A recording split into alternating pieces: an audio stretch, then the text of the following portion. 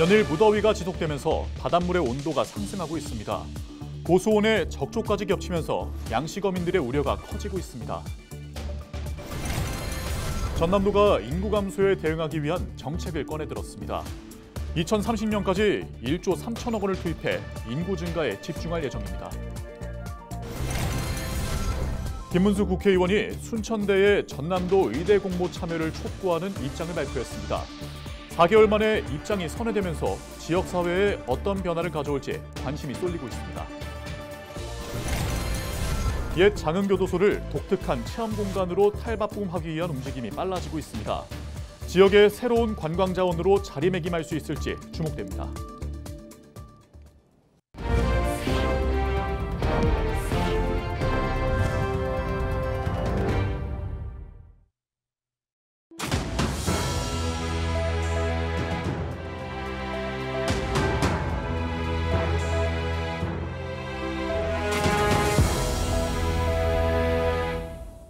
시청자 여러분 안녕하십니까? 헬로티비 전남 뉴스입니다. 연일 폭염이 기승을 부리면서 바닷물의 온도도 나날이 올라가고 있습니다. 특히 남해안 지역에는 고수온에 더해 적조까지 빠르게 확산되면서 양식어민들의 한숨이 깊어지고 있습니다. 보도에 송하영 기자입니다. 배를 드러낸 넙치가 물 아래로 가라앉아 있습니다. 높은 수온으로 인해 지난 9일부터 물고기들이 죽기 시작한 전남 장흥의 한 양식어가입니다. 이곳의 피해 규모는 약 10,000마리, 양식어가는 속이 타들어가기만 합니다. 지금 이게 출하 사이즈거든요. 키로가 지금 2kg 넘어가는 강어들인데 어떻게 보면은 진짜 고생해서 키워놨는데 저희가 판매를 시기가 지금 다 됐어요. 지금 판매하려고 좀 준비하는 과정이었는데 뭐 가슴이 많이 아프죠. 등량만의 온도가 평년보다 2도 이상 높은 고흥 지역 양식어가도 사정은 마찬가지입니다. 최근 등량만의 물을 끌어다 쓰는 한 육상 양식장에서는 강도다리와 넙치 25만 마리가 떼죽음했습니다. 고흥군은 정확한 폐사 원인을 밝히기 위해 조사에 나섰습니다. 이런 가운데 지난 9일 고흥 등량만 등에는 적조주의보가 내려진 상황. 앞서 적조 예비특보가 내려진 지 일주일 만입니다. 이렇다 보니 인근 양식어가들은 긴장의 끈을 놓지 못하고 있습니다. 그전에는 이렇게 덥지 않았기 때문에 그런 피해는 없고 우리 양식장에도 그런 피해가 없겠니 걱정이죠. 고온이 되면. 전남도는 피해 최소화를 위해 액화산소와 황토 등을 확보하고 비상체제에 돌입했습니다. 하지만 고수온과 적조로 인한 어민들의 이중고는 계속될 전망입니다. 당분간 비 소식이 없는 데다 지난해 전남의 경우 8월 말 수온이 가장 높았던 만큼 집단 폐사 우려가 남아있기 때문입니다. 28도 이상 수온이 계속 유지돼가지고 작년에 폐사가 많이 났었는데 올해도 당분간은 지금 수온이 그대로 유지될 것으로 이렇게 생각이 됩니다. 지난 2011년부터 10년 동안 고수온과 적조로 인한 전국의 양식어가 피해 규모는 1,700억여 원. 해당 기간 이상기후로 인한 피해액의 70% 이상을 차지한 가운데 어민들은 그동안의 악몽이 되풀이될까 밤잠을 설치고 있습니다. 헬로티비 뉴스 송하영입니다. 전라남도가 인구 감소에 대응하기 위해 이른바 인구 대전환 전남 프로젝트를 본격적으로 추진합니다. 전남도는 올해를 지방소멸 극복의 원년으로 삼고 내년부터 1세부터 18세까지 월 20만 원씩 출생 기본수당 지급, 각종 특구 지정과 특화산업 육성을 통한 청년 일자리 확대, 농촌의 집갖기, 전남형 만원주택, 신재생에너지 이익공유제, 외국인 종합지원 등을 통해 1인 가구 증가와 저출산 등 각종 사회 현상에 능동적으로 대응하겠다는 계획입니다. 오는 2030년까지 인구 증가 관련 예산은 1조 3천억 원 정도가 투입되며 가족과 기회, 유입, 안착, 공존 등 5대 분야에 걸쳐 100개 과제가 추진될 예정입니다. 김문수 국회의원이 순천대학교가 전남도 공모에 참여해야 한다고 촉구하면서 순천 지역사회의 공모 반대 입장이 바뀔 가능성을 놓고 관심이 쏠리고 있습니다. 김 의원은 지난 12일 입장문을 통해 순천대가 전남도 공모 절차에 불참하는 건 의대 유치 가능성을 현저히 낮게 만드는 행위라며 주장했습니다. 그러면서 대통령을 비롯한 정부 주요 인사들이 참여하지 않은 대학에는 기회를 줄 수 없다고 밝힌 만큼 순천대학교가 전남도 공모에 참여해야 한다고 전했습니다. 이를 두고 전남도는 김 의원의 입장을 반기면서 이번 공모가 공정하게 이루어질 수 있도록 노력하겠다고 강조했습니다. 한편 김 의원의 입장 선회는 앞서 지난 4월 순천대학교 총장과 순천시장 등이 전남도의 의대 공모에 참여하지 않기로 합의한 지 4개월 만입니다. 전남 장흥에는 지금은 쓰지 않는 실물 교도소가 있습니다. 교도소가 문을 닫은 뒤 주로 영화나 드라마의 촬영지로 활용되고 있는데요. 지역 경제 보탬은 물론이고 이색적인 관광 자원으로 활용될 전망입니다. 보도에 장혜원 기자입니다. 옛 장흥교도소 일대가 분주합니다. 세트장에서 드라마 촬영이 진행되고 있는 겁니다. 장흥은 옛 교도소 원형이 전국에서 유일하게 남아있는 지역. 지난 2019년부터 67편의 영화나 드라마를 촬영했을 정도로 활용도가 높습니다. 더구나 제작팀이 지역에 머물면서 경제 활성화에도 도움이 되고 있습니다. 여기 옛 장흥교도소는 국내 유일의 실물 교도소 촬영지입니다.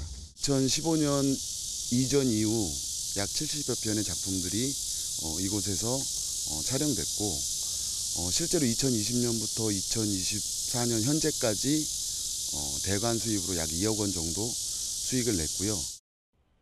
옛 장흥교도소는 지난 2015년 인근에 새로운 교도소가 들어서면서 문을 닫았습니다. 죄수들이 갇혔던 수용동입니다. 목재 선반과 수세식 변기 등 실제 교도소 모습이 그대로 남아 있습니다. 장흥구는 이런 자원을 활용해 교도소를 새로운 관광 자원으로 활용하겠다는 계획입니다. 특히 경찰서와 검찰청사까지 구현할 수 있도록 스튜디오를 확대하고 교도소 숙박 체험도 구상하고 있습니다. 취사장이나 보일러실은 명상이나 체험 공간으로 구성해 관광 상품으로 개발할 예정입니다. 옛 장흥교도소에 대하여 폐산업시설 유공간 문화재생 사업을 올해 안으로 마무리할 예정이며 앞으로 장흥 영상 스튜디오 및 프리즌 호텔 등을 조성하여 장흥군의 관광 및 지역 경제에 활성화되도록 추진해 나가도록 하겠습니다. 옛 장흥교도소는 오는 10월부터 일반인에게도 공개할 예정. 암울하고 어두운 장소로 여겨졌던 교도소가 새로운 변신을 꾀하면서 지역의 새로운 관광 자원으로 자리매김할 수 있을지 주목됩니다. 헬로티비 뉴스 장혜원입니다. 말라리아가 기승을 부리고 있습니다. 고온다습한 날씨가 이어지면서 접경 지역뿐 아니라 전국적으로 말라리아가 퍼지고 있는데요. 어떻게 하면 모기를 피할 수 있는지 전소연 기자가 취재했습니다. 말라리아 방역 차량이 산책로 일대에 연신 희뿌연약을 뿌립니다. 특히 집중적으로 방역하는 곳은 풀숲, 모기가 주로 몰려 있는 곳입니다. 주민들이 산책로로서 아침 저녁으로 운동들을 많이 하는 곳이고 산하고 인접이 돼 있어가지고 모기와 이제 날파리들이 많이 있어요. 그래서 이거를 여기 낮 위주로 치고 이제 밤에는 이제 마을 주변으로 그거 하고 있습니다. 양구군에 말라리아 경보가 발령된 건 지난달 30일. 이후 모기에서 말라리아 원충이 확인되면서 경보는 전국으로 확대됐습니다. 특히 올해는 매개모기 수가 늘면서 감염 확률이 더 높습니다. 때이른 폭염에 고온다습한 서식 환경이 갖춰졌기 때문입니다. 올해 질병관리청이 하루에 발견한 매개모기 개체수는 6.5마리로 지난해보다 약 1.5배 늘었습니다. 말라리아에 감염되면 발열이나 오한, 두통 등의 증상이 나타납니다. 특히 48시간 주기로 증상을 보이다가 호전되는 특징이 있습니다. 국내에 유행하는 말라리아의 경우 치사율도 낮고 사망 사례도 거의 없지만 기저질환이 있는 노약자나 어린이에겐 치명적일 수 있습니다. 말라리아는 예방 백신이 없어 모기에 물리지 않는 것이 최선입니다.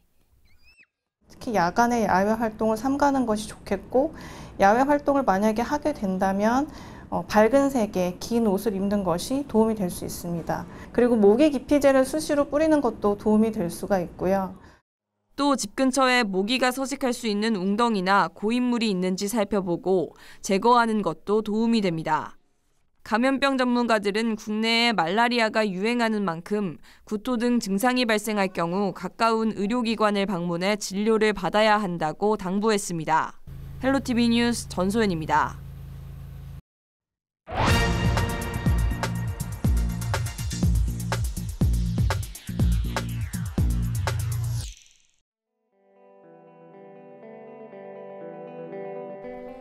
최근 마약을 집단으로 투약한 대학 연합동아리 회원들이 무더기로 적발돼 충격을 줬습니다. 이들 가운데는 명문대 학생들도 다수 포함돼 있었는데요. 마약이 대학가까지 파고들었으니 이제 우리 사회에 마약 안전지대는 없다고 봐야겠죠. 올 들어 지난 5월까지 단속에 걸린 마약 사범은 모두 9,000명에 육박하는데요. 작년 같은 기간보다 21%나 늘어난 수치입니다. 연령대로 보면 20대와 30대가 61%로 가장 많은데 10대도 3.7%나 된다는 사실이 놀랍습니다. 대학가에 이어서 청소년들에게까지 마약이 침투하고 있다는 얘기죠.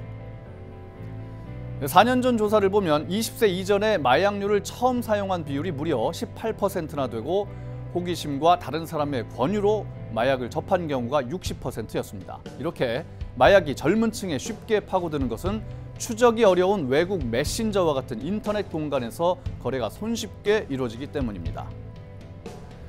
마약 퇴치 운동 본부는 국내 마약 인구를 100만 명으로 추산하고 있습니다. 마약은 중독성이 강해서 한 번 시작하면 끊기가 어렵다고 하죠. 실제로 마약을 끊으려 시도해도 3분의 1만 1년 이상 마약에 손을 대지 않는다는 연구 결과도 있습니다. 우리 사회를 좀먹는 마약은 반드시 뿌리를 뽑아야 합니다. 이를 위해서는 단속과 처벌을 강화해야 합니다.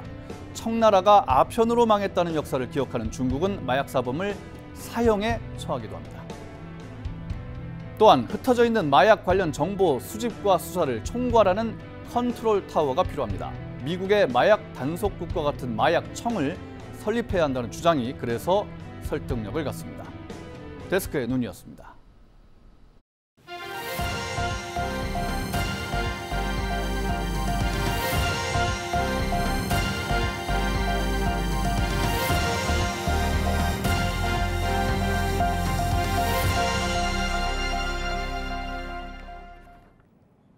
전라남도가 2024 자랑스러운 전남인을 선발하기 위해 추천 대상자를 모집합니다.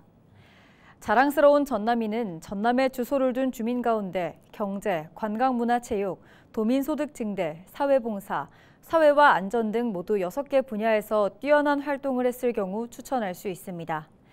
대상자 추천은 전남도청 공식 누리집에서 신청서를 받아 작성한 뒤 오는 30일까지 제출하면 되고 기관이나 단체가 아닌 일반인이 추천할 경우 20명 이상의 전남도민이 연설을 통해 추천할 수 있습니다.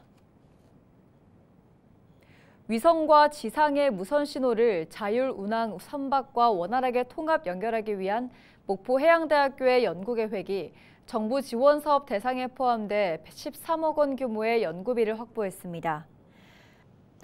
목포해양대 이영철 교수 연구팀은 과학기술정보통신부와 한국연구재단이 주관하는 2024 글로벌 기초연구실 지원 사업에 선정돼 앞으로 3년 동안 연구비 13억 7,500만 원을 들여 선박용 수소연료 전지에 대한 인증을 획득하고 선박과 위성, 선박과 무선신호 연결에 필요한 국제표준을 개정하는 연구를 진행할 계획입니다.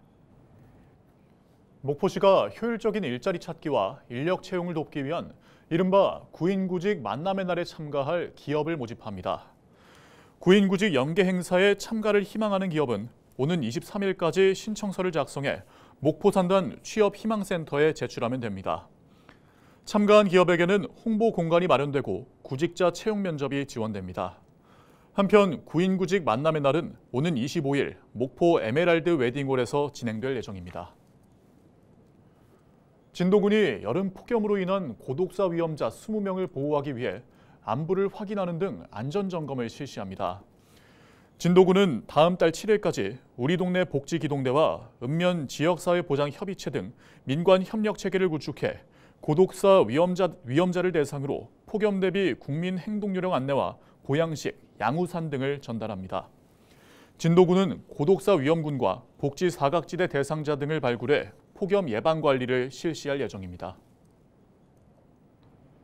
이상으로 뉴스를 마칩니다. 함께해 주신 여러분 고맙습니다.